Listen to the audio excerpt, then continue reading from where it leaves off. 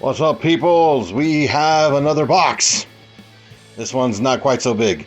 I just wanted to do an unboxing of this, so first impressions of this, because it's something I wasn't sure if I was going to want to get. Oh, and man, my focus is going crazy on this thing. Anyways, you can see I got a wet box from Amazon Japan. Yeah.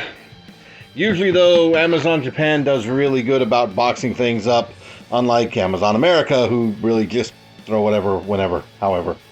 But yeah, I'm just doing this in here, you know, actually on my bed, because I've got nowhere else, because I've been boxing everything up to try to find a new place to live, as I kind of mentioned before.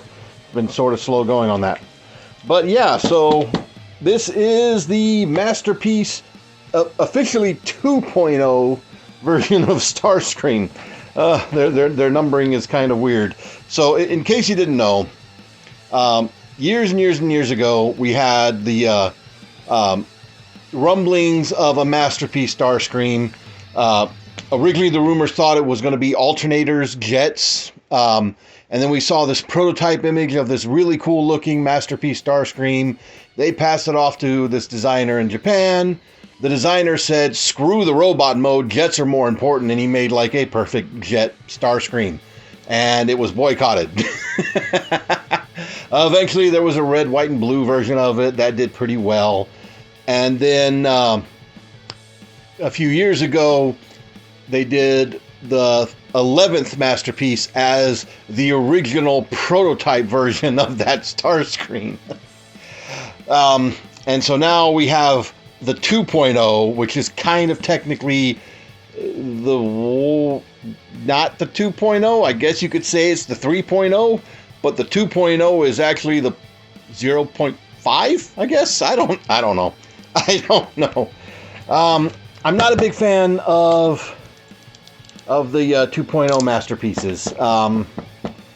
It feels a little unnecessary, and sometimes what they make is not great. But this is Starscream. I had to get it. So that's enough crap out of me. Let's just let's get into this and hope that the inside does not look as bad as the outside. Usually, though, again, Amazon Japan, they're really, really good about how they package this stuff, you know. So there, come on,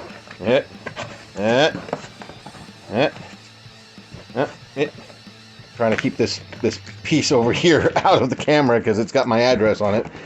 So there we have version 2.0 Starscream.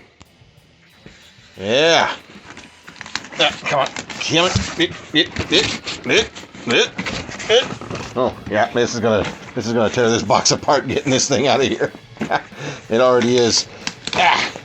If you've never ordered anything from Amazon Japan before, particularly if it's a high-end collectible, they'll usually shrink wrap it onto a big piece of cardboard, and then they'll glue that cardboard down into the box, so it doesn't really go anywhere. And it works. It works. I've not had anything come in from Amazon Japan that the box had been too badly damaged. Not that I really care. I don't really generally keep a lot of the boxes. I do tend to keep some of my Masterpiece boxes, but I need to not do that. I need to not do that anymore. There we go. Now we get a good look at that image there. MP-52. We've had 52 Masterpiece figures. My God. I don't have that many. In fact, I don't even have the aforementioned previous Starscream that was actually the previous Starscream, but made as the second Starscream because why not?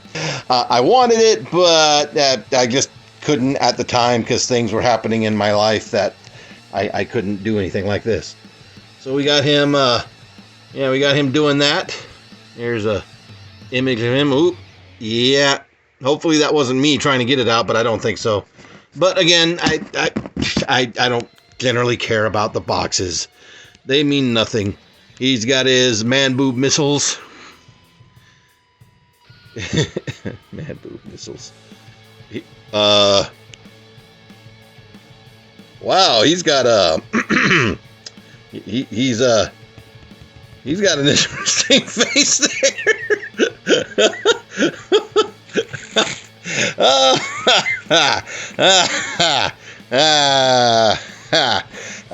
Oh, he's got the Beast Wars display stands.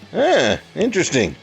Very, very interesting. It says actual size right there.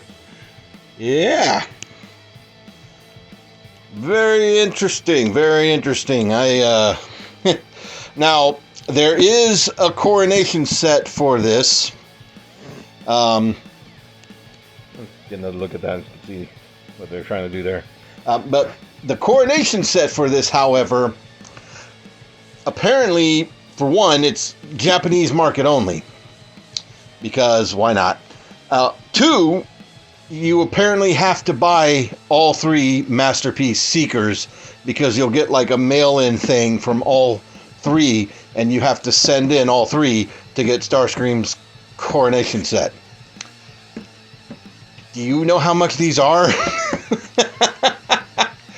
Oh, Takara, you dirty bastages, you. All right.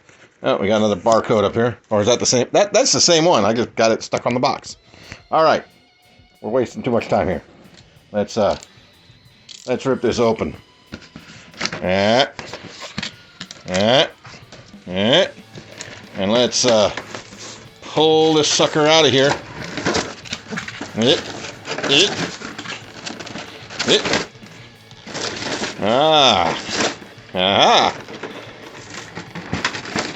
Actually, the angle that he's packaged in there actually makes me think of the original toy, because the original toy, it was facing the other direction, but it's packaged in an angle like that. That's kind of cool. That's kind of cool. Got his accessories right there, so you got some blast effects. Little clip here, I think that's a display piece. You got thruster effects. I've seen some pictures of that online. Some of my fellows over at Sabertron.com have already unboxed this and did some pictorial reviews. Looking pretty nice there. Oh, there's the stand just hanging out there. Just hanging out. And there's the underside of the jet. Not a big fan of that big chunk sitting there. Oh, wait a minute. I'm even less a fan of that. That is a fake cockpit. Oh, Takara. This is tied in here with string. Oh no, he's got a fake cockpit, doesn't he? Oh, why? Okay, look, this is nitpicky of me, maybe. I'm not a big fan of the fake chest unless the fake chest is actually legitimately needed. Like, if the chest is only slightly different shape than the actual cockpit, I don't see why you wouldn't use the actual cockpit. If it's a radically different shape, when you look at something like Beast Wars, Dinobot or Cheetor or Rhinox, hell, even Rat Trap, the way his rat head stretches across his chest, it's not physically possible for them to do that in toy form. So things like that, I'm a little bit more forgiving. But things like this, not so much. But who knows? Once we get this in hand and we get to messing around with it, I may just not care. Who knows? But anyway, yeah, that's going to be pretty much it. Okay, yeah, there's a book in there and a card in there. And with that, yeah. So let's go ahead and just get him out of the plastic. I'm going to need both hands for this, so I'm going to cut right here for a minute. Okay, yeah, so we got him out of the plastic. I haven't gotten all the plastic out of him, though. There's little bits of plastic all floating through this guy. He's sort of gapped as a result. It does look like he can tap together a little bit better in there, but we'll cross that bridge when we get there. It is confirmed, in case this bothers anybody. Yes, he does have a full faux cockpit. Again, not a big fan of that, but we'll see how things get as we get there. He does feel fairly light. He doesn't feel hollow, but he feels light. Not that the original was that much better. Just for comparison. Oh, no.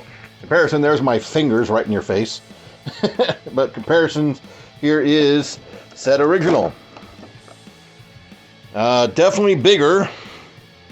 But again, this was the guy who took the original Hasbro idea and redesigned it, was a super jet fan, and was like, screw you, I'm making a perfect F-15 Eagle. And he did. He made a perfect F-15 Eagle. Didn't do so well for the Starscream part of it, but yeah. Now,